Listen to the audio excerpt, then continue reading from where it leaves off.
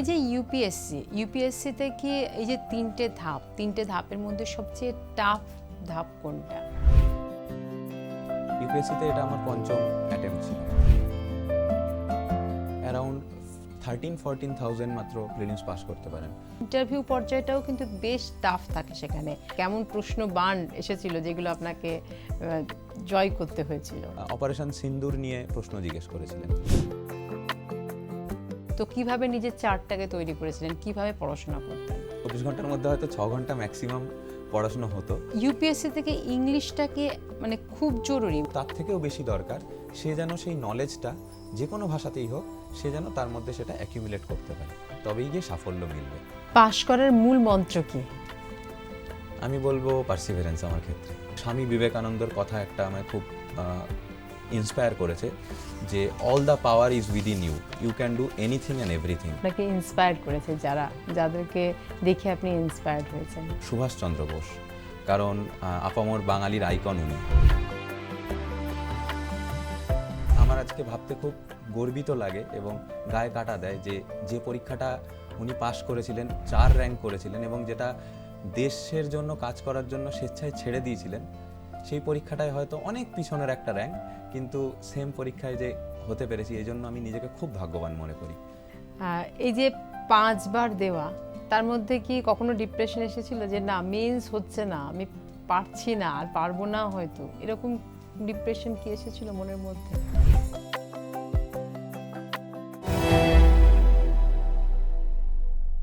নমস্কার, শুনবো তোমায় এই বিশেষ অনুষ্ঠানে আপনাদের প্রত্যেককে স্বাগত। আর আমি আপনাদের সঙ্গে নাজিয়া। শুনবো তোমায় এটি এমন একটি অনুষ্ঠান যেখানে বিশিষ্ট অতিথিরা তাদের সংগ্রামের কথা, তাদের লড়াইয়ের কথা, তাদের জীবনের কথা তুলে ধরেন। আজকের এই অনুষ্ঠানে এমন একজন ব্যক্তি আমাদের সঙ্গে আছেন যিনি পেশায় একজন চিকিৎসক, কিন্তু চিকিৎসক হওয়ার সত্ত্বেও তিনি তার কাজের পরিধিটিকে আরও বাড়াতে চেয়েছেন এবং তার জন্যই তিনি ইউপিএসসি দেবার ভাবনা চিন্তা করেছিলেন। আর সেই ইউপিএসসি, যেটা ভারতবর্ষের অন্যতম কঠিনতম পরীক্ষা বলা যেতে পারে, সেই কঠিনতম পরীক্ষায় 443 র্যাঙ্ক করেছেন।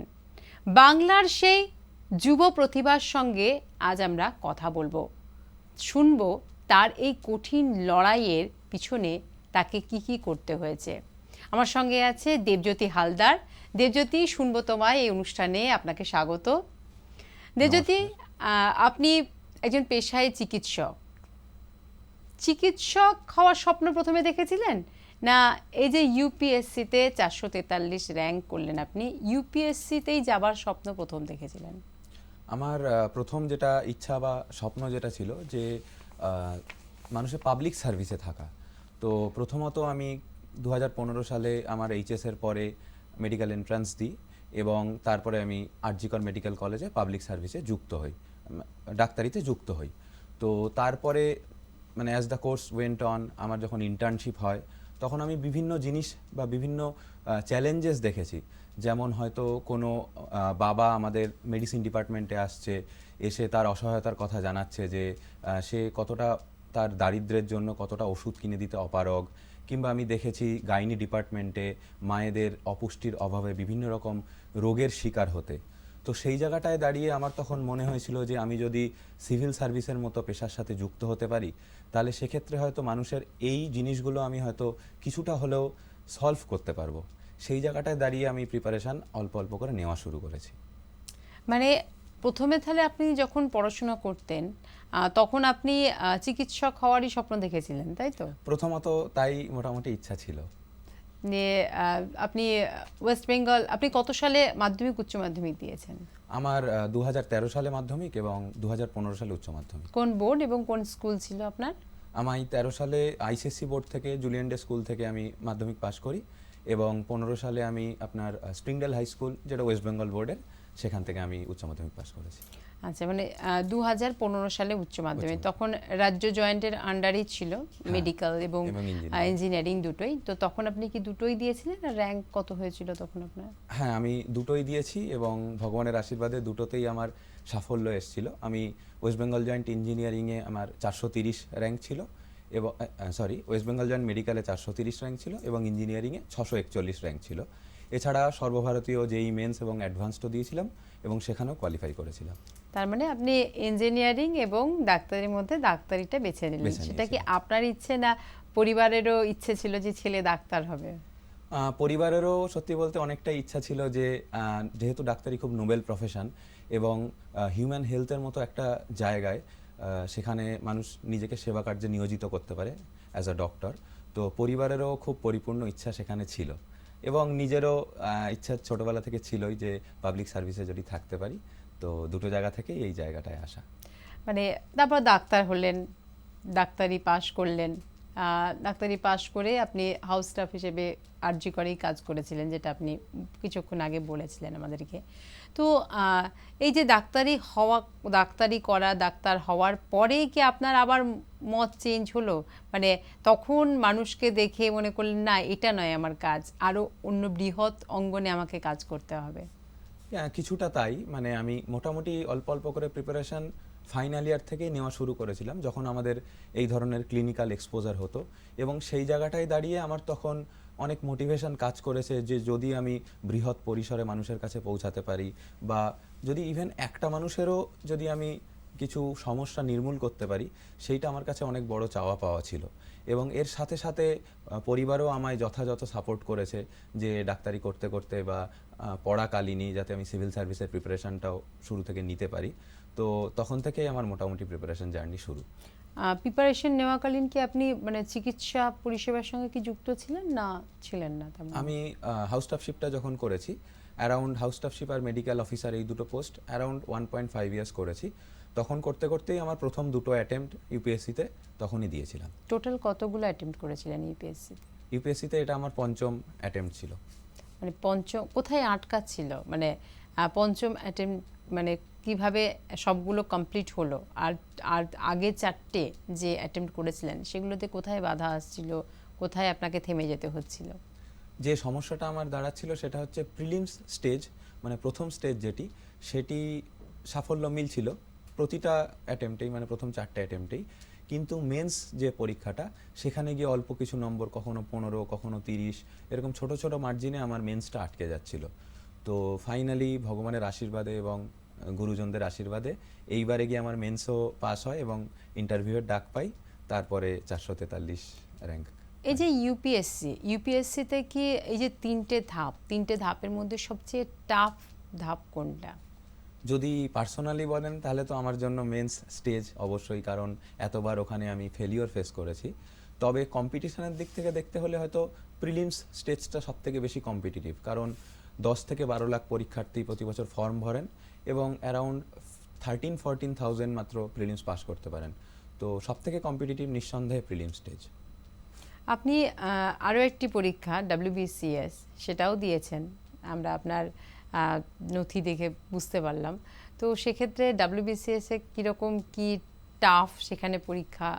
র্যাঙ্কও আপনি দেখলাম 3rd হয়েছিলেন ওয়েস্ট বেঙ্গলের মধ্যে, এবং সেই চাকরিও তো এখনও আপনি জয়েন করেননি, অর্থাৎ ডিএসপি পদে যে আপনি চাকরি পেতেন সেই চাকরিও তো আপনি এখনও জয়েন করেননি। না, এই রেজাল্টটাও খুব সম্প্রীতি বেরিয়েছে। এটা WBCS 2023-এর রেজাল্ট। তো এটা অ্যারাউন্ড ওই জানুয়ারির এন্ডে বেরিয়েছে। তো আমাদের ওখানেও ওই ধরুন ডকুমেন্ট ভেরিফিকেশান, পুলিশ ভেরিফিকেশান, এইগুলোর কাজ সবে শুরু হয়েছে। আর এটা আমার মোটামুটি যেটা বলছিলেন, এটাও যথেষ্ট কঠিন পরীক্ষা, কারণ পশ্চিমবঙ্গের বহু পরীক্ষার্থী এই পরীক্ষাটি দেন এবং যে কোনো সিভিল সার্ভিসের পরীক্ষা, স্টেট হোক বা সেন্টার, যথেষ্ট কঠিন এবং আমার মনে হয় যথেষ্ট পারসিভারেন্স, ডেডিকেশনের মধ্যে দিয়ে তো যেতেই হয়। এবং ইউপিএসসির সাথেও সিলেবাসের কিছু কিছু মিল এখানে রয়েছে, সেই জন্যই আমি এই পরীক্ষাটাও ইউপিএসসি প্রিপারেশনের সাথে সাথে দিয়েছিলাম এবং এটাই আমার ফার্স্ট অ্যাটেম্প্ট ছিল WBCS। মানে ফার্স্ট অ্যাটেম্পটে আপনি বাজি মাত করেছেন। যাই হোক, কিছুটা তাই। আচ্ছা, এই যে তিনটে ধাপ আপনি বলছেন আপনার কাছে মেন্স, কিন্তু অনেকের কাছে আমরা শুনেছি যে ইন্টারভিউ পর্যায়টাও কিন্তু বেশ টাফ থাকে সেখানে, মানে বেশ কয়েকজন থাকেন, 5 জন বা 7 জন ব্যক্তি থাকেন, তারা ইন্টারভিউ নেন। তো সেই মুভমেন্টে কীরকম কি হয়েছিল, কীরকম ধরনের প্রশ্ন আপনার কাছে এসেছিল, কেমন প্রশ্ন বাণ এসেছিল যেগুলো আপনাকে জয় করতে হয়েছিল? তো আমি বলবো যে প্রশ্ন বান হয়তো অ্যাজ সাচ, মানে যে খুব টাফ যেটা অনেকে মক ইন্টারভিউগুলো দেখে ভাবে, সেরকম অ্যাজ সাচ খুব কঠিন প্রশ্নর সম্মুখীন আমায় হতে হয়নি।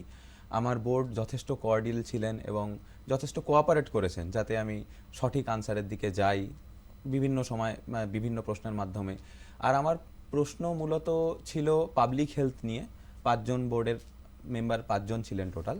তো তার মধ্যে প্রথম 3 জন পাবলিক হেলথের বিভিন্ন রকম ইস্যুস, ভারত কীভাবে সেগুলোর মোকাবিলা করতে পারে, তারপরে রুরাল সেটআপে কেন ডাক্তারের অভাব রয়েছে, সেগুলো আমি অ্যাজ আ অ্যাডমিনিস্ট্রেটর কীভাবে আমি সেইগুলো ট্যাকেল করতে পারি, এই ধরনের প্রশ্ন। এবং তার সাথে সাথে আমার হবি বিষয়ক প্রশ্ন ওনারা জিজ্ঞেস করেছিলেন, যেটা বেড়ানো ছিল এবং তার সাথে সাথে স্টক মার্কেট নিয়েও মাঝে মধ্যে একটু পড়াশুনো করতে ভালো লাগে, সেই জিনিসটা ছিল। আর তার সাথে দেশ বিদেশের ইস্যু হিসাবে ওনারা অপারেশন সিন্দুর নিয়ে প্রশ্ন জিজ্ঞেস করেছিলেন। তো আমার 25 মিনিট মতো ইন্টারভিউ চলেছিল, কিন্তু আমার তো যথেষ্ট কর্ডিয়াল বোর্ড পেয়েছিলাম বলে আমার মনে হয়। তার মানে আপনার সঙ্গে, আপনার কাছে তেমন টাফেস্ট কিছু আসেনি। কোনো রাজনীতি কোনো প্রশ্ন এসেছিল, মানে রাজ্য রাজনীতি হোক বা দেশের রাজনীতি হোক, বর্তমান পরিস্থিতি? আমার কাছে সেই ধরনের প্রশ্ন, কন্ট্রোভার্সিয়াল বা চ্যালেঞ্জিং সেরকম কোশ্চেন খুব বেশি আসেনি। যা এসেছিল মোটামুটি প্রিপারেশনের মধ্যেরই, কিংবা যেরকম কনভেনশনাল লাইনে হয় সেরকমই প্রশ্ন এসছে। একটু অতীতে ফিরে যাই, আপনার মাধ্যমিক উচ্চ মাধ্যমিকের কেমন ফল হয়েছিল? আমার মাধ্যমিকে মানে আইসিএসসিতে 92.8% ছিল, আর উচ্চ মাধ্যমিকে 92% ছিল। ওয়েস্ট বেঙ্গল বোর্ডের ওয়েস্ট বেঙ্গল বোর্ডের আন্ডারে 92% ছিল। মানে সেটা থেকেও তো আপনি একটা চিন্তা ভাবনা করেছিলেন যে মাধ্যমিকে ভালো রেজাল্ট, উচ্চ মাধ্যমিকে ভালো রেজাল্ট, ডাক্তার, ইঞ্জিনিয়ার এই পথেই যাব। তারপরে আপনার চেঞ্জ হলো যে আপনি না, বৃহৎ পরিসরে ডাক্তারি তো একটা নোবেল প্রফেশন।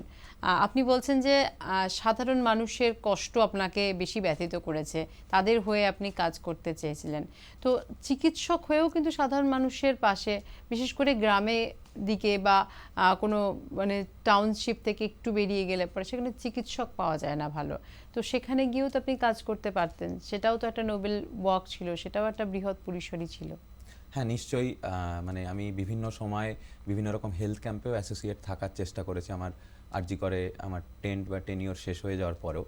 কিন্তু আমার যেটা মনে হয়েছে, বা এটা আমার সম্পূর্ণ পার্সোনাল অভিমত, যে হয়তো সেই জায়গাটায় গিয়ে আমি তাদের স্বাস্থ্য মানে এই সম্পর্কিত জিনিসগুলোই হয়তো আমি তাদেরকে হেল্প করতে পারতাম বা তাদের বিভিন্ন রোগ নির্মূল করতে পারতাম। কিন্তু যে জিনিসটা বলে prevention is better than cure, সেই জায়গাগুলো যেটার সাথে অ্যাসোসিয়েটেড, যেমন এডুকেশন, দেন হেলথ, পাবলিক হেলথ, দেন মানে পভার্টি অ্যালিভিয়েশন, সেই জায়গাটা আমার মনে হয়েছে যে হয়তো সিভিল সার্ভিসে আসলে অনেক বেশি বড় পরিসরে করা সম্ভব। অর্থাৎ আপনি গোড়া থেকে নির্মূল করতে চাইছেন বৃহৎ পরিসরে গিয়ে। হ্যাঁ।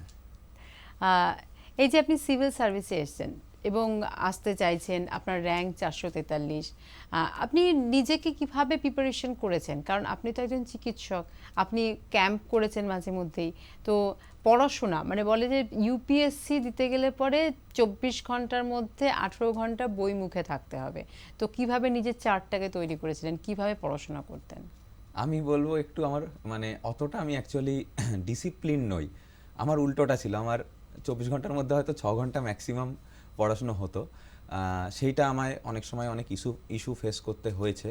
তো আমি চেষ্টা করেছি যে যেগুলো মোস্ট ইম্পর্ট্যান্ট টপিকস সেগুলো হাইলাইট করে সেইগুলো সম্বন্ধে পড়া, এবং ওভার দ্য ইয়ার হয়তো একটু মানে নাম্বার অফ আওয়ার্স একটু পুট অন করাটা কম হতো, কিন্তু চেষ্টা করতাম যে জাস্ট যখন পরীক্ষা স্টেজেসগুলো আসছে তার আগের 1.5-2 মাস অনেক বেশি পড়ে সেই জায়গাটা পুষিয়ে দেওয়া। কিন্তু যারা সিরিয়াসলি দিতে চাইছে আমি বলবো তাদের টোটালি যতটা সম্ভব আওয়ার্স পুট অন করা উচিত, সেইটা অবশ্যই করা। এক্ষেত্রে আমি অবশ্যই বেস্ট এক্সাম্পল নই। মক টেস্ট কি খুব জরুরি? মক টেস্ট জরুরি, অবশ্যই জরুরি। 3টে স্টেজের ক্ষেত্রেই জরুরি, প্রিলিমস, মেন্স এবং ইন্টারভিউ। কিন্তু তার থেকেও বেশি জরুরি প্রিভিয়াস ইয়ার কোশ্চেন অ্যানালিসিস, দুটি ক্ষেত্রে, ইউপিএসসি, ডব্লিউবিসিএস দুটি ক্ষেত্রেই। তো 24 ঘন্টার মধ্যে আপনি 6 ঘন্টা বলছেন যে আপনি পড়াশোনা করতেন। হ্যাঁ। বাকি কিভাবে অ্যারেঞ্জ করতেন, কি কাজ করতেন?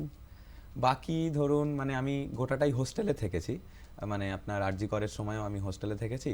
এখানে প্রিপারেশনের সূত্রে আমাদের স্টেট গভর্নমেন্ট একটা রান ইনস্টিটিউট রয়েছে, Satyendranath Tagore civil service study centre, তো সেখানেরও হোস্টেলে থেকেছি। তো খেলাধুলার মধ্যে নিজেকে নিয়োগ করতে খুব ভালো লাগতো, ব্যাডমিন্টন খেলতে খুব ভালো লাগে।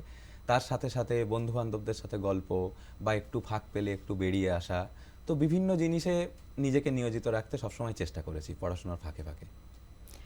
আরজি করে আপনি ডাক্তারি করেছেন, তো আরজি করে যে ঘটনা 2024-এ ঘটলো, অভয়ার সঙ্গে যে সমস্ত অভিযোগগুলো উঠলো, যে ঘটনা ঘটলো, তো আপনি আরজি করকে খুব কাছে থেকে দেখেছেন, কারণ ওখানকার স্টুডেন্ট ছিলেন, ওখানে কাজও করেছেন আপনি। আরজি করের বিরুদ্ধে যে অভিযোগগুলো ওঠে সেগুলো কি তার মধ্যে কি সত্যতা আছে, সেগুলো কতটা সত্যি? নিঃসন্দেহে যে ঘটনাটা ছিল সেটা অত্যন্ত দুর্ভাগ্যজনক, এবং আমি যেহেতু ওই ইনস্টিটিউশনেরই ছাত্র ছিলাম, আমার নিজেকেও ভিতর থেকে খুব নাড়া দিয়েছে ঘটনাটা। কারণ খুব প্যাথেটিক ঘটনা, একজন অন ডিউটি ডক্টরের উপর এই জিনিসটা ঘটা, রেপ অ্যান্ড মার্ডার, তো খুবই প্যাথেটিক ঘটনা। এবং দ্বিতীয় যে প্রশ্নটা করলেন, আমি অ্যাকচুয়ালি যখন পাস আউট করি, তারপর যে যে অ্যালিগেশনসগুলো আপাতত এসছে বা কোর্টে কেস চলছে, আমি যখন পাস আউট করি তারপর থেকে মোটামুটি টাইমলাইন ধরে ওই ঘটনাগুলো ঘটেছে। তো খুব বেশি হয়তো আমি অবগত নই, যেহেতু সিভিল সার্ভিস প্রিপারেশনে আমি টোটালটা ঢুকে গেছিলাম। তো আশা করব যে ভিকটিমের পরিবারের খুব শীঘ্রই যেন ন্যায় বিচার হয়, এবং মানে যে প্রসেসটা চলছে তার উপর জুডিশিয়াল সিস্টেমে আমরা ভরসা রেখে ন্যায় বিচারটা যেন খুব যথাযথ হয়, তবেই হয়তো তার আত্মার শান্তি মিলবে। আপনি কলকাতায়, আপনার আসল বাড়ি কোথায়? আমার আসল বাড়ি বনগাঁ, উত্তর চব্বিশ পরগনার বনগাঁর গোপালনগরে। গোপালনগরে। ছোটবেলা সেখানেই কেটেছে আপনার। হ্যাঁ। ডাক্তারি পড়তে এসে আপনার কলকাতায়, তাই তো? হ্যাঁ, হ্যাঁ। তো ডাক্তারি পড়াকালীন এবং তারপরে এখনো আপনি কলকাতার সঙ্গে টাচে আছেন। কলকাতায় নিরাপত্তা ব্যবস্থাটা কেমন? আপনি তো ইউপিএসসি দিতে গেছেন, তার আগে তো আপনাকে এইগুলো একটু নিশ্চয়ই অবগত থাকতে হয়েছে। আর এই যে নারী নিরাপত্তা, অভয়ের সঙ্গে ঘটনার পর থেকে এই যে নারী নিরাপত্তা নিয়ে বহু অভিযোগ বহু ক্ষেত্রে, এবং রাজনীতিও তোলপাড় হয়েছে নারী নিরাপত্তাকে ঘিরে। আপনার কি মনে হয় কলকাতায় নারী নিরাপত্তা নিয়ে কোনো অভাব রয়েছে? মানে আপনি যে প্রশ্নটা করলেন সেই সূত্রে বলি যে অবশ্যই অভয়কাণ্ডে যে নারী নিরাপত্তা নিয়ে প্রশ্ন উঠেছে, বা ওভারঅল আমি যদি জেনারেল সিকিউরিটির কথাও বলি সেটা নিয়েও প্রশ্ন উঠেছে। তো সেই দিক থেকে দেখতে গেলে কিন্তু অনেক জায়গায় সুরক্ষার অনেক সমস্যা রয়েছে, কিন্তু একদিক থেকে এটাও ঠিক যে কলকাতা কিন্তু অনেক দিন অবধি one of the safest city বলে কনসিডার করা হতো। তো কিছু ফ্লজ বা কিছু গ্যাপস রয়েছে অবশ্যই, না হলে এরকম ঘটনা তো ঘটতো না। তো আশা করব যে প্রপার অ্যাডমিনিস্ট্রেশন তারা এইগুলো নিয়ে যথাযথ পদক্ষেপ নেওয়া হবে, বা অলরেডি অনেক কিছু নেওয়া হয়েছে, যাতে এই ধরনের আনফর্চুনেট ইভেন্টগুলো যত সম্ভব আটকানো যায়। ইউপিএসসি পরীক্ষার জন্য প্রিপারেশন নিতে গেলে ব্যক্তিগত জীবনকে দূরে সরিয়ে রাখতে হয়, মানে বই পড়াশোনা, নিজেকে এর জন্য প্রিপারেশন করা, প্রিপেয়ার্ড করা, এইগুলোই আপনাকে কি কি ত্যাগ করতে হয়েছে ইউপিএসসির জন্য? আমি চেষ্টা করেছি জীবনটাকে জীবনের মতো করে দেখতে। আমার কাছে শুধু ইউপিএসসি মানে অবশ্যই একটা ডেডিকেশন রেখে গেছিলাম, বা একটা যে এটার প্রতি আমি অবিচল থাকবো সেটা তো ছিলই, কিন্তু আমার কাছে মনে হয় যে জীবন মানেই কোনো একটা পরীক্ষা নয়, সেটা কখনোই একটা জীবনকে ডিফাইন করতে পারে না। তো তার সাথে সাথে আশেপাশের মানুষের সাথে কানেক্টেড থাকা, এবং নিজের যেগুলো হবিজ প্যাশানস সেগুলো ফলো করাও জরুরি। কারণ একবার কেউ যদি ক্লিয়ার করে সার্ভিসেও ঢোকে, শুধুমাত্র কিন্তু সে চাকরি করে বেঁচে থাকতে পারবে না, তার মেন্টাল হেলথের খাদ্য হিসাবে কিন্তু দরকার তার প্যাশানসগুলো, তার অ্যাম্বিশনসগুলো নিয়ে থাকা। তো আমার মনে হয় সব কিছুই কিন্তু জরুরি। ইউপিএসসিতে ইংলিশ জানাটা খুব দরকার, হিন্দি আর অন্যান্য ভাষাতেও পরীক্ষা হয়, ইন্টারভিউ হয়। তার পাশাপাশি বাংলা ভাষাটাকেও যুক্ত করা হয়েছে ইউপিএসসিতে, অর্থাৎ সিভিল সার্ভিসে বাংলা ভাষা যুক্ত হয়েছে। বাংলা ভাষা এই যে যুক্ত হওয়াতে বাঙালি হিসেবে কতটা গর্বিত? বাংলা ভাষা আমি যতদূর জানি মানে আগে থেকেই যুক্ত ছিল, প্রসঙ্গত মেন্স এবং ইন্টারভিউ দুটোই বাংলায় দেওয়া যায়। তো অবশ্যই যেটা একটা সর্বভারতীয় পরীক্ষা, সমস্ত ধরনের আঞ্চলিক ভাষার অন্তর্ভুক্তিকরণ কিন্তু জরুরি, যাতে অনেকেই রয়েছেন যারা হয়তো ইংলিশ মিডিয়ামে এডুকেটেড নয়, যারা এই বাংলা ধরুন বা মারাঠি ধরুন এই ধরনের ভাষায় যারা এডুকেটেড, তাদের কাছে যেন ভাষাটা ব্যারিয়ার হয়ে না দাঁড়ায় যে তাদের উচ্চাকাঙ্ক্ষার সেই পথে। তো সেক্ষেত্রে আমি তো মানে যথেষ্ট খুশি যে বাংলা ভাষা সেখানে স্থান পেয়েছে। আচ্ছা, ইউপিএসসি থেকে ইংলিশটা কি মানে খুব জরুরি, মানে ইংলিশ না জানলে পরে ইউপিএসসিতে টিকে টিকে থাকাটা, মানে ইউপিএসসিতে চাকরি পাওয়ার পর বা চাকরি পাওয়ার আগে এটা খুব টাফ হবে, মানে ইংলিশটা কি প্রাধান্য সবচেয়ে বেশি দেওয়া উচিত একজন স্টুডেন্ট যিনি পরীক্ষা দেওয়ার কথা ভাবছেন বা পরীক্ষা দেবেন? ইংলিশটা অবশ্যই একটা প্রাধান্য পাবে, কারণ ইউপিএসসিতে একটা কম্পালসারি পেপারই আছে ইংলিশের। তো যেহেতু অনেক অ্যাডমিনিস্ট্রেটিভ ওয়ার্কস, যেহেতু English is one of our official language, তো সেটার তো অবশ্যই একটা জরুরত রয়েছে, কিন্তু সেটা কখনো বাধা নয়। কারণ অনেকেই অনেক প্রত্যন্ত জায়গা থেকে আসেন, তাদের মনে হয়তো এই ভীতিটা কাজ করে যে হয়তো বাংলায় দেওয়া সম্ভব নয়, হয়তো আসামিজ ল্যাঙ্গুয়েজে দেওয়া সম্ভব নয়। তো সেইটা কখনো বাধা নয়, তার ক্ষেত্রে কিছুটা এলিমেন্টারি লেভেলের ইংলিশ অবশ্যই জানতে হবে পরীক্ষার নেসেসিটির ক্ষেত্রে, কিন্তু তার থেকেও বেশি দরকার সে যেন সেই নলেজটা যে কোনো ভাষাতেই হোক সে যেন তার মধ্যে সেটা অ্যাকিউমুলেট করতে পারে, তবেই গিয়ে সাফল্য মিলবে। আপনি যখন ইউপিএসসি দেওয়ার কথা ভাবলেন তখন আপনার মাথায় কোন পোস্টে চাকরি করার কথাটা বিশেষভাবে মাথায় এসেছিল? ম্যাক্সিমাম লোক যেটা দেখে ইউপিএসসি পরীক্ষায় বসেন সেটা আইএএস কিংবা আইপিএস কিংবা ফরেন সার্ভিস। তো আমার ক্ষেত্রে আইএএস এবং আইপিএস এই দুটো ভেবেই আমি পরীক্ষাটায় অ্যাপিয়ার করেছিলাম। তো সেক্ষেত্রে আপনার র্যাঙ্ক হচ্ছে 443। আইএএস বা আইপিএস এই দুটো র্যাঙ্কে তো আপনি, বা আইএফএস, তিনটে র্যাঙ্কে আপনি যেতে পারছেন না। তো যখন দেখলেন র্যাঙ্কটা তখন কি মন খারাপ হয়ে গেছিল যে না, হলো না, আরও একবার আমাকে দিতে হবে, আরও একবার ইচ্ছে পূরণ করতে, আরও বৃহৎ পরিসরে কাজটা করতে গেলে পরে আরও একবার দিতে হবে? না, আমি বলবো আমি খুব খুশি হয়েছিলাম, কারণ অনেক দিনের স্ট্রাগলের মধ্যে দিয়ে গেছি। 5 বছর, তার আগে থেকে আরও 2 বছর আগে থেকে প্রিপারেশন করছিলাম, তো প্রায় অ্যারাউন্ড 7 সাড়ে 7 বছরের স্ট্রাগল। তো আমায় যে মানে ভগবানের আশীর্বাদ হোক কিংবা গুরুজনের আশীর্বাদে হোক বা নিজের যেটুকু প্রচেষ্টা করতে পেরেছি, তো ওই জায়গাটায় যে পৌঁছাতে পেরেছি, অ্যাকচুয়ালি ওই পিডিএফটাকে হোলি পিডিএফ বলা হয়। তো সেইখানে যে নামটা এসছে সেটা তো আমার খুবই খুশি লেগেছিল, খুবই ভালো লাগা ছিল। এবং রেজাল্ট বেরোনোর কিছুক্ষণ পরেই আস্তে আস্তে এটাও মনস্থির করে নিয়েছিলাম যে আরেকবার হয়তো পরীক্ষাটায় অ্যাপিয়ার করব এবছর কিংবা আগামী বছর, যাতে আমি আমার সাফল্যে বা আমি আমার যেটা টার্গেট সেইখানটায় পৌঁছাতে পারি। কিন্তু তাই বলে এটা নয় যে এটা আমি খুশি হইনি, এটাতেও আমি যথেষ্ট খুশি এবং যথেষ্ট আনন্দিত। এটাতে কি জানতে পেরেছেন কোন র্যাঙ্কে আপনি পাচ্ছেন, মানে কোন বিষয়ে আপনি চাকরিটা পাবেন? না, এখনও সেটা জানা যায়নি, কারণ সার্ভিস অ্যালোকেশন হতে 3 সাড়ে 3 মাস সময় তো লাগে। তো সার্ভিস অ্যালোকেশন হওয়ার পরে আমি জানতে পারবো যে আমার কোন সার্ভিস হতে চলেছে। আহ, এই যে মানে করতে করতে চিকিৎসা ব্যবস্থার সঙ্গে যুক্ত, চিকিৎসক হওয়া, পড়াশোনা করা, মানে বাড়ি কতটা সাপোর্ট করেছে আপনাকে? আমি বলবো আমি খুব ভাগ্যবান যে আমার বাড়ি পুরোটাই সাপোর্ট করেছে, বাড়ির লোকজন, আমার মা বাবা এবং আমার অন্যান্য আত্মীয়রা।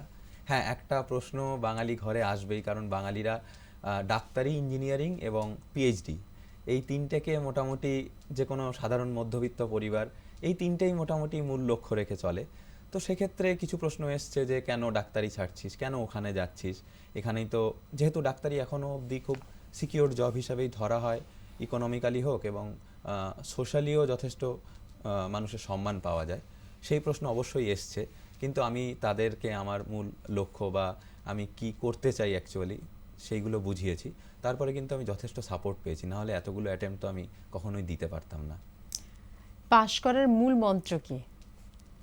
আমি বলবো পার্সিভারেন্স আমার ক্ষেত্রে, কারণ আমার ক্ষেত্রে অনেক কিছুরই ইস্যুস ছিল, ডিসিপ্লিনের ইস্যুস ছিল, কিংবা ধরুন একটা পার্টিকুলার স্টেজে বারবার আমি অসফলতা লাভ করছিলাম। তো সেক্ষেত্রে পার্সিভারেন্সটা আমাকে খুব হেল্প করেছে, এবং স্বামী বিবেকানন্দর কথা একটা আমায় খুব ইন্সপায়ার করেছে যে all the power is within you, you can do anything and everything.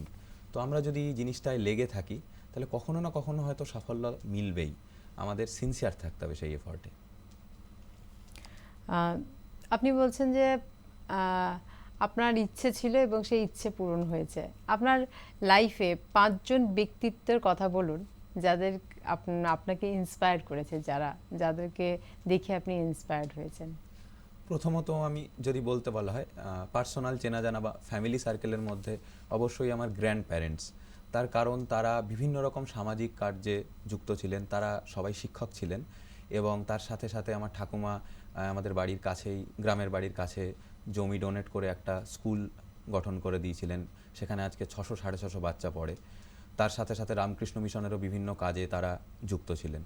দ্বিতীয় আমি বলবো সুভাষচন্দ্র বোস, কারণ আপামর বাঙালির আইকন উনি, এবং উনিও মানে আমার আজকে ভাবতে খুব গর্বিত লাগে এবং গায়ে কাটা দেয় যে যে পরীক্ষাটা উনি পাশ করেছিলেন, 4 র্যাঙ্ক করেছিলেন এবং যেটা দেশের জন্য কাজ করার জন্য স্বেচ্ছায় ছেড়ে দিয়েছিলেন, সেই পরীক্ষাটায় হয়তো অনেক পিছনের একটা র্যাঙ্ক, কিন্তু সেম পরীক্ষায় যে হতে পেরেছি এই জন্য আমি নিজেকে খুব ভাগ্যবান মনে করি। তৃতীয়ত আমি বলবো স্বামীজি বা স্বামী বিবেকানন্দ, কারণ স্পিরিচুয়াল এডুকেশনের মাঝে মাঝে দেশের যুবকরা কতটা জরুরি একটা দেশ গঠনের ক্ষেত্রে সেটি উনি শিখিয়েছেন। ফোর্থে আমি বলবো মহেন্দ্র সিং ধোনি, কারণ এইভাবেই আমি লিঙ্ক পাই যে আমিও যেহেতু অনেকটা ব্যর্থতা ফেস করেছি, কিন্তু ওই যে লাস্ট যে 6 মেরে জিতিয়েছিলেন, মাঝখানে কিন্তু অনেকেই ভাবছিলেন যে হয়তো আমরা ওয়ার্ল্ড কাপ ফাইনালটা হেরে যেতে পারি, কিন্তু নিজের উপর ভরসা রেখে এবং অবিচল থেকে যে এটা জিতিয়েছিলেন 6 মেরে, লাস্ট ওভারে যে গেম ফিনিশ, সেটার জন্য উনি আমাকে খুব ইন্সপায়ার করেন। তো এনারাই আমার আইডল বা ইন্সপিরেশন। এই যে 5 বার দেওয়া, তার মধ্যে কি কখনো ডিপ্রেশন এসেছিল যে না মেন্স হচ্ছে না, আমি পারছি না আর পারবো না, হয়তো এরকম ডিপ্রেশন কি এসেছিল মনের মধ্যে? মিথ্যে বলবো না, অবশ্যই কষ্ট বা খারাপ লাগা বেশ কয়েকবার এসছে, সেটা আসাটা খুব স্বাভাবিক, কিন্তু আমি চেষ্টা করেছি যে সেটা যতটা সম্ভব তাড়াতাড়ি কাটিয়ে উঠে নিজের কাছের মানুষদের সাহায্যে। এক্ষেত্রে আমি বলবো যে আমার বন্ধুরা খুব সাপোর্ট করেছে, সেটা আরজি করের বন্ধু হোক কিংবা Satyanath Tagore civil service study সেন্টারের বন্ধুরা হোক, সবাই আমায় খুব সাপোর্ট করেছে, মোটিভেট করেছে এবং সাহস জুগিয়েছে যে তুই বারবার ফার্স্ট টেস্টটা ক্লিয়ার করছিস, সেকেন্ড স্টেজে অল্প নম্বরের জন্য আটকাচ্ছে, এরপরে নিশ্চয়ই কর, এবার হবেই। বিভিন্নভাবে তারা মানে হেল্প করেছে, তাদের অবদান সবারই অবদান অপরিসীম। মানে আজকে আমি তাদেরকেও ধন্যবাদ জানাতে চাই যে যেটুকু যা পৌঁছাতে পেরেছি, তাদের সত্যিই হেল্পটা আমার খুব প্রয়োজন ছিল। এবং তার সাথে সাথে খুব মন খারাপ লাগলে আমি কখনো আমার যে হবিসগুলো সেগুলো করার চেষ্টা করেছি, ঘুরতে বেরিয়ে পড়েছি, দেশকে দেখেছি, যেটা আবার দেশের জন্য সিভিল সার্ভিসের ইচ্ছাটা পুনরুজ্জীবিত করেছে। মোবাইল ফোন একটা মানুষের একটা সঙ্গী হয়ে উঠেছে। ইউপিএসসি পরীক্ষা দেওয়ার সময় মোবাইল ফোনটিকে কিভাবে ব্যবহার করেছিলেন? দেখুন, মোবাইল ফোন জিনিসটার পজিটিভ নেগেটিভস দুটোই রয়েছে। এটা যেমন একধারে টেকনোলজি যেটা দেয় সেটা দিয়ে আমাদের শক্তি হয়ে উঠতে পারে বিভিন্ন রকম সামাজিক মাধ্যমে ইনফরমেটিভ ভিডিওসগুলো, তেমনি অনেক সময় সোশ্যাল মিডিয়াগুলো ডিস্ট্রাকশনের কারণ হয়েও দাঁড়ায়। তো অবশ্যই যে কোনো নর্মাল হিউম্যানের মতো আমারও বিভিন্ন রকম ডিস্ট্রাকশন বিভিন্ন সময় হয়েছে বা সময় নষ্ট যেটা হয়েছে। তো আমার লাস্ট অ্যাটেম্পটে এসে আমি আমার সামাজিক মাধ্যমের যতটা সম্ভব তার থেকে নিজেকে দূরে রেখে প্রিপারেশন করার চেষ্টা করেছি, এবং যে বিভিন্ন রকম টেলিগ্রাম চ্যানেল ধরুন বা ইউটিউব বিভিন্ন রকম চ্যানেল যেখানে স্টাডি রিলেটেড ভিডিওস পাওয়া যায়, সেগুলো আমি সেখান থেকে দেখে করার চেষ্টা করেছি। মানে মোবাইল ফোন ব্যবহার করেছে কিন্তু শুধুমাত্র পড়াশোনার জন্য, মানে মোবাইল ফোন থেকে কি কি বাদ দিতে হয়েছিল? ইউটিউব, ফেসবুক, ইনস্টাগ্রাম, এগুলো তো এখন মোবাইল ফোনের মধ্যে ভর্তি থাকে। মানুষ তো মোবাইল হাতে পেলেই তো ফেসবুকে স্ক্রল করে যাচ্ছে, নাহলে ইনস্টাগ্রামে স্ক্রল করে যাচ্ছে। তো এগুলো থেকে নিজেকে মুক্ত রাখার চেষ্টা করেছিলেন? হ্যাঁ, কিছুটা অ্যাক্টিভলি চেষ্টা করেছি যাতে মানে এই যে ধরুন রিলসের প্রচলন হয়েছে প্রচুর, তো সেই জায়গাটা থেকে যতটা নিজেকে দূরে রাখা যায়। হয়তো সব সময় সম্ভব হতো না অবশ্যই, কিন্তু শেষ অ্যাটেম্পটায় আমি চেষ্টা করেছি যে যতটা সম্ভব সেখান থেকে দূরে রাখতে। আপনি একজন চিকিৎসক, তো সেক্ষেত্রে আপনি কি প্র্যাকটিসকে একেবারেই ছেড়ে দিয়েছিলেন ইউপিএসসির জন্য, না সেই দিকে কিছুটা হলো প্র্যাকটিস করতেন? আমি প্রথম 1.5 বছর তো যেরকম বললাম যে কাজে অ্যাসোসিয়েটেড থেকেছি, অন্তত যখন কোভিড বা করোনা চলেছে তখন পুরো করোনা যতক্ষণ না এন্ড হচ্ছে ততক্ষণ চেষ্টা করেছি যে মানুষের সাথে এই মহামারীতে যতটা সম্ভব চিকিৎসা পরিষেবা দেওয়া যায়। তারপরে যখন শেষ হয়ে গেল তখন আমি আমার লক্ষ্য পূরণে ফিরে গেছিলাম, কিন্তু বিভিন্ন সময় হেলথ ক্যাম্পস এটসেট্রায় আমি নিজেকে নিয়োজিত রাখার চেষ্টা করেছি। আপনি ইউপিএসসি দিয়েছেন, অর্থাৎ আপনি অন্য চাকরিতে নিজেকে নিয়োজিত করবেন। তো সেক্ষেত্রে যদি ভবিষ্যতে এরকম কোনো এমার্জেন্সি আসে যে চিকিৎসকের ভূমিকা আপনাকে পালন করতে হবে, তো সেই দায়িত্বের পাশাপাশি চিকিৎসকের সেই দায়িত্বও পালন করবেন? মানে হয়তো কোনো প্রত্যন্ত গ্রামে আপনি দেখছেন যে সেই গ্রামে আপনি গেলে পরে আপনার সেই গ্রামের মানুষের কিছু সহায়তা হবে, বা আপনার পাশে কোনো এলাকাতে কোনো একটা মহামারী এসেছে, তখন মনে হচ্ছে যে না সেখানে যাই, সেখানে গিয়ে আমার কিছু মানে চিকিৎসক হিসেবে আমার ভূমিকাটা পালন করি, সেরকম কি করারও ইচ্ছে আছে? অবশ্যই ইচ্ছা আছে। আমি যতটা যা শিখেছি মেডিকেল সায়েন্সে, ততটা তো যেখানে যেখানে প্রয়োজন হবে বা যেখানে আমি যতটা কন্ট্রিবিউট করতে পারবো অবশ্যই সেটা ফিরিয়ে দেওয়ার সম্পূর্ণরূপে চেষ্টা করব। এক্ষেত্রে অনেক ডাক্তারই সিভিল সার্ভেন্ট হয়েছেন এবং তাদেরকেও দেখা গেছে যে যেমন আমার কলেজ থেকেই পাস আউট আকাঙ্ক্ষা ভাস্কর ম্যাম, তো উনিও চেষ্টা করেছেন যে আইএএস হয়ে দায়িত্ব সামলানোর পাশাপাশি বিভিন্ন রকম হেলথ ক্যাম্পসে যুক্ত থাকতে। তো আমিও অবশ্যই থাকব এবং কোথাও যদি এমার্জেন্সি বুঝি যেখানে আমার অ্যাসিস্ট্যান্স হলে হয়তো একটা প্রাণ বেঁচে যাবে, সেটাকে অবশ্যই প্রাধান্য দেব। এই যে 443 র্যাঙ্ক, তাতে আপনি কোন বিভাগে চাকরি পেতে পারেন? এটা অ্যাকচুয়ালি বলাটা খুব মুশকিল এখন দাঁড়িয়ে, কারণ প্রতি বছর নাম্বার অফ সিটস ভ্যারি হতে থাকে, প্লাস আমার আগের যারা র্যাঙ্ক রয়েছেন তাদের প্রেফারেন্সের উপরও ডিপেন্ড করছে অ্যাকচুয়ালি আমার সার্ভিস অ্যালোকেশনটা। তো প্রেডিক্ট করাটা একটু মুশকিল এখন দাঁড়িয়ে। 12 ফেল সিনেমাটা কি আপনার ভালো লেগেছিল? হ্যাঁ, 12 ফেল সিনেমাটা দেখেছি এবং অ্যাজ অ্যান অ্যাসপিরেন্ট তো খুব কানেক্টেড ফিল করেছেই, যে উনি অত কিছু স্ট্রাগল করে ওই জায়গাটায় পৌঁছেছিলেন এবং নিজের স্বপ্ন পূরণ করেছিলেন, সেটা তো সত্যি ইন্সপায়ারিং। তো আমি আমার মায়ের কথা বলবো, তিনি এই মানে এই সাপোর্টটা না দিলে বা এই মানে লেগে থাকার যে প্রচেষ্টাটা আমার কন্টিনিউয়াসলি করে যাওয়া উচিত, এইটা না বললে বা কন্টিনিউয়াসলি রিমাইন্ড না করলে আমি আজকে হয়তো এখানে পৌঁছাতে পারতাম না। তো তাদের আশীর্বাদ, তাদের ভালোবাসার জন্য আজকে পৌঁছেছি এবং তাদেরকেও অশেষ অশেষ কৃতজ্ঞা। তাদেরকে হয়তো এই ভাষায় পরিমাপ্ত করা যায় না, বাবা মার প্রতি ভালোবাসা শ্রদ্ধা, কিন্তু তাদের মুখে যে আজকে হাসি ফুটেছে, ছেলের যেটুকুই সাফল্য পেয়ে থাকুক না কেন, সেটাই আমার কাছে সবথেকে বড় চাওয়া পাওয়া। মানে মাই আপনাকে সাপোর্ট করেছে? মা এবং বাবা দুজনেই। মা আর বাবা। কি বদলাতে চান? শহর কলকাতাকে তো অনেক কাছ থেকে দেখেছেন, শহর কলকাতার এমন কি বদলে দিতে চান যে এটা বদলালে মানুষের ভালো হবে?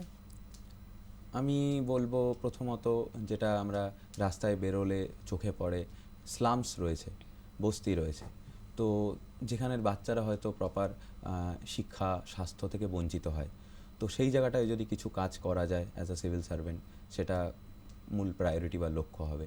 দ্বিতীয়ত আমি বলবো যে বিভিন্ন রকম আরবান ফ্লাডিংয়ের ইস্যু যেটা কলকাতা ফেস করে, সেটা যদি কিছুটা কমানো যায় এবং নারী নিরাপত্তায় যদিও কলকাতা খুব সুরক্ষিত, one of the safest city ধরা হয়, তাও যে ফ্লসগুলো রয়েছে সেগুলোর উপর যদি ওয়ার্ক আপন করা হয়, তাহলে তো আমার মনে হয় যে কলকাতা আরও ভালো পজিশনে পৌঁছাতে পারবে। বর্তমানে দেশের মানে দেশের বলুন বা রাজ্যের বলুন, এই যে রাজনীতিতে যে দড়ি টানাটানি চলছে, সেই রাজনীতি নিয়ে আপনি কি বলবেন? রাজনীতি আমি বলবো যে একটা দেশের জন্য খুব গুরুত্বপূর্ণ, কারণ রাজনীতি ছাড়া দেশ চলে না। প্রত্যেকটা পার্টি তাদের নিজেদের এজেন্ডা রয়েছে, কিছু ফ্লজ রয়েছে, কিছু সাকসেস স্টোরিজ রয়েছে। তো দড়ি টানাটানিটা আমার মনে হয় যে কোনো ম্যাচিওর এবং ভাইব্রেন্ট ডেমোক্রেসির জন্য খুবই স্বাভাবিক ব্যাপার। একটা রুলিং পার্টি থাকবে, একটা অপোজিশন পার্টি থাকবে।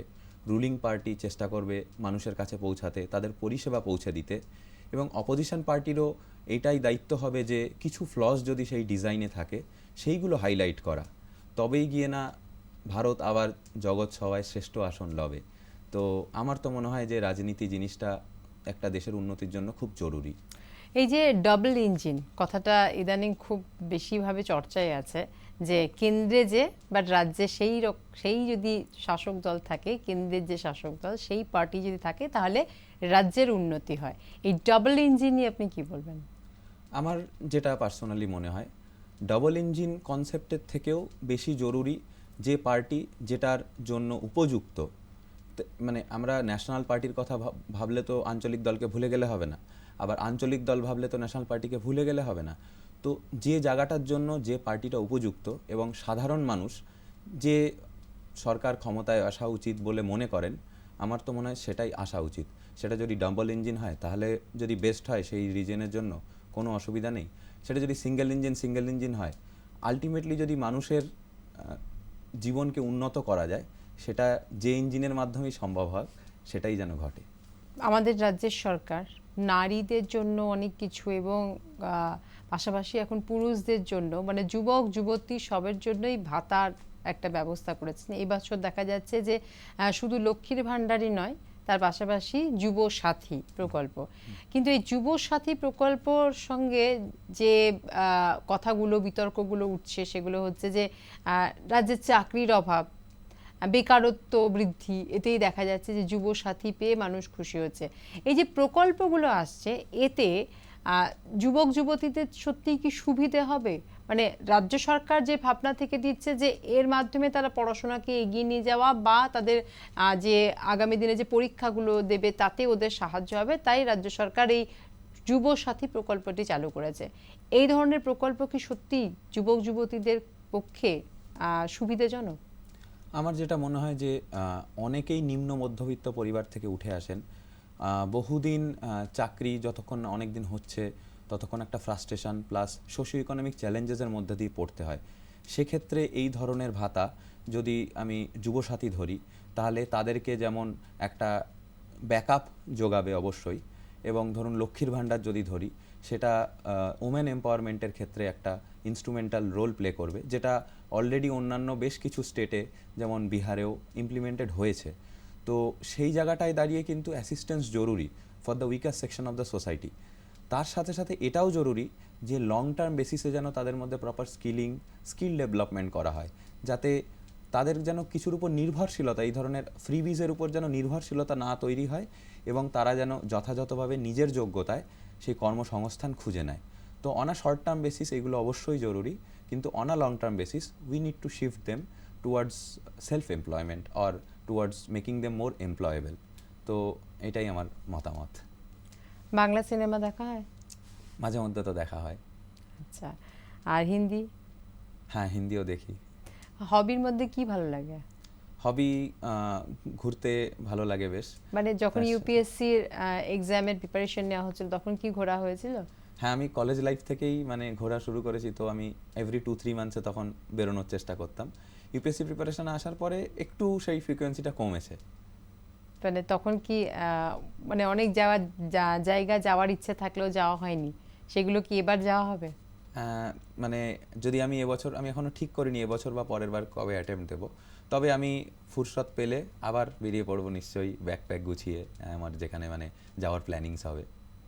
পাহাড় না সমুদ্র, কোনটা ভালো লাগে বেশি? পাহাড়। আচ্ছা, তার মানে এবার ইউপিএসসিতে ফিরে আসা যাক, যে ইউপিএসসির যে র্যাঙ্ক হলো সেই র্যাঙ্ক অনুযায়ী কি চাকরি মিলছে সেই তার উপর নির্ভর করছে, না যদি মনের মতো না হয় তাহলে আবার একবার দেওয়ার ইচ্ছে আছে নাকি? আমি যতদূর মানে অ্যানালিসিস করেছি আগের বছরের বিভিন্ন রকম সার্ভিস অ্যালোকেশনগুলো, মানে আমার যে ডিজায়ার্ড সার্ভিস হয়তো সেটা পাবো না, অন্য যে সার্ভিস পাবো সেটাতেও কাজের স্কোপ যথেষ্ট রয়েছে, কিন্তু যেহেতু যেটা স্বপ্ন ছিল আইএএস কিংবা আইপিএস হওয়ার, তো সেই হিসাবে তো আরেকবার অ্যাটেম্প্ট দেওয়ার পরিকল্পনা রয়েছেই। আর একটা লাস্ট প্রশ্ন, বাঙালিরা কিন্তু এবার বেশ ভালোই দেখা যাচ্ছে যে ইউপিএসসিতে চান্স পাচ্ছে, মানে বিগত বেশ কয়েক বছর ধরে বাংলার ছেলে মেয়েরা চান্স পাচ্ছে, যেটা আগে খুব একটা একজন হাতে গোনা একজন বা দুজন পেত, কিন্তু বেশ কয়েক বছর ধরে, এই বছর তো দেখা যাচ্ছে যে প্রায় 19 জন মতো ছেলে মেয়ে বাংলা থেকে চান্স পেয়েছে। এবং এটা কতটা ভালো দিক বাংলার ছেলে মেয়েদের ক্ষেত্রে, কতটা বাংলাকে আরো উন্নত করছে? অবশ্যই যে বাংলা একদিন সত্যেন্দ্রনাথ টেগোরকে উপহার দিয়েছে, যিনি first Indian civil servant officer ছিলেন, কিংবা নেতাজি সুভাষচন্দ্র বোসকে উপহার দিয়েছেন, কিংবা সুকুমার সেনকে উপহার দিয়েছে, তো সেই বাংলা থেকে আরও বেশি জন সিভিল সার্ভিসে সিলেক্টেড হন, এটা তো অবশ্যই কাম্য। এবং কিছুটা হ্রাস মাঝখানের বছরে দেখা গেছিল, যেখানে বাংলা থেকে হয়তো অতটা সিলেকশন আসছিল না, কিন্তু একটা কথা আছে, what Bengal things today India things tomorrow. তো রাজ্য সরকারের প্রচেষ্টায় সিভিল সার্ভিস স্টাডি সেন্টার যেটা চালু হয়েছে সল্টলেকে, তো সেই জায়গাটার অ্যাসিস্ট্যান্সে কিন্তু আজকে দাঁড়িয়ে অনেকেই এটা সম্বন্ধে জানছেন, সেই পরীক্ষাটা দিচ্ছেন, এবং এটাই আশা করব যে বাংলা থেকে এবং বাঙালিরা আরও বেশি করে এই ধরনের জায়গাগুলোয় যান, এবং বিভিন্ন রকম উন্নয়নমূলক কাজে তারা যেন নিজেদেরকে নিয়োজিত করতে পারেন। অনেক ধন্যবাদ দেবজিৎ, আমাদের এই সঙ্গে সময় কাটাবার জন্য এবং আমাদের এই বিশেষ অনুষ্ঠানে আসার জন্য। আগামী দিনের জন্য অনেক অনেক শুভেচ্ছা। ধন্যবাদ আপনাদের। বাঙালি ছেলেমেয়েরা, বাংলার ছেলেমেয়েরা আজ ইউপিএসসিতে ভালো ফল করছে, এটা বাংলার একটা গর্বের দিক। বাংলাকে এই দেশের দরবারে একটা অন্য জায়গা করে দিচ্ছে এবং আগামী দিনে আরও ছেলেমেয়েরা এই ইউপিএসসি পরীক্ষায় ভালো ফল করে বাংলাকে গর্বিত করবে, সেটা কিন্তু আশা করা যেতেই পারে।